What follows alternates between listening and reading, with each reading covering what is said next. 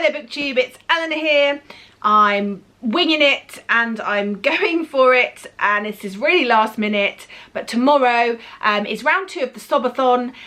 This is run by Becca from Becca in the Books, Michaela from Michaela Reading, Samantha from Samantha Reading, Katie from Booked Hours, I think it is, and it runs from the 8th to the 14th of September, so from tomorrow for a week. There's 5 challenges. I'm squishing a few in together so that I only have to read 4 books. Whether it will happen or not, I don't know, but I'm really going to give it a good go.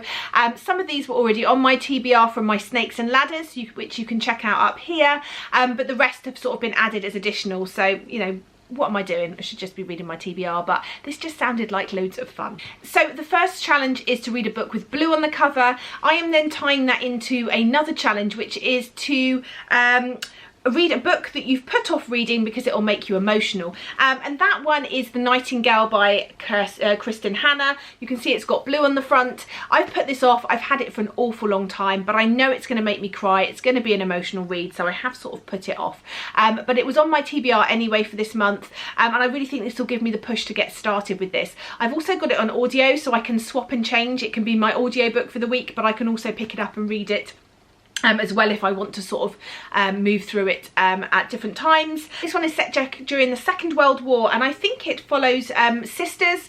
I don't know much more than that, but I will let you know in my wrap up of the week when I let you know how I get on. But this is my one that's going to hit those 2 challenges. The next challenge is to read a nostalgia read. Now this is sort of tenuous for me because I don't want to reread a book, but I want to read a book that gives me those sort of nostalgic feelings. And for me, this particular author, it's not the books, but it's the films that were made of those books that I find very nostalgic, and those are Nicholas Sparks films. I find them incredibly emotional, and I just like going back and watching them regularly. I like the way they make me feel, the way I feel at the end. I just love watching them, and I've got a few on my shelf. Apologies for this 2 for £7 sticker on this one, it's quite old, but this one just really piques my interest. It's called 2 by 2, and it's by Nicholas Sparks. This is about a young family and a man that ends up finding himself single-handedly caring for his daughter, and this sort of new chapter in his life, and it says pulls at the heartstrings on the blurb, so it could be a sob fest. So the next prompt says a book that features a main character that shares a major identity with you: race, sexuality, gender, only child, etc. There's not that many books on my shelf, I would say, that sort of fit that exactly, so I've just gone for this one. The main character is female, it's written by a female author, so I thought that would probably be enough to fit that, and it's one that I think might make me cry, which I think is the sort of point of this. It Ends With Us by Colleen Hoover.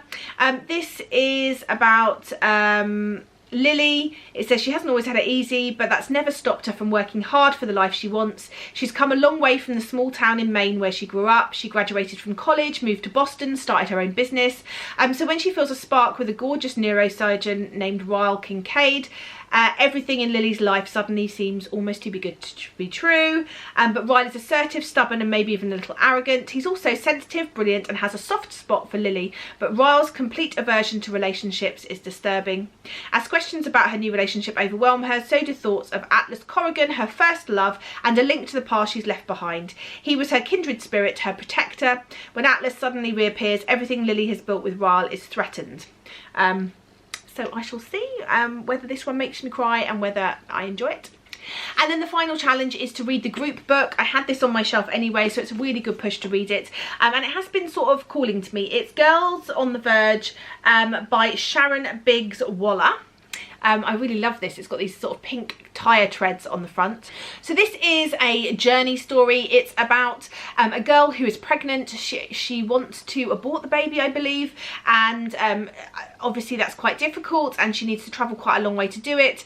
She asks someone she doesn't know that well to come with her on the journey, and I think there's obviously going to be a lot of conversations and discussions on this journey surrounding pregnancy, maybe surrounding abortion, surrounding other things in these girls' lives, and yeah, we'll see if it makes me cry. I'll let you know at the end of the week.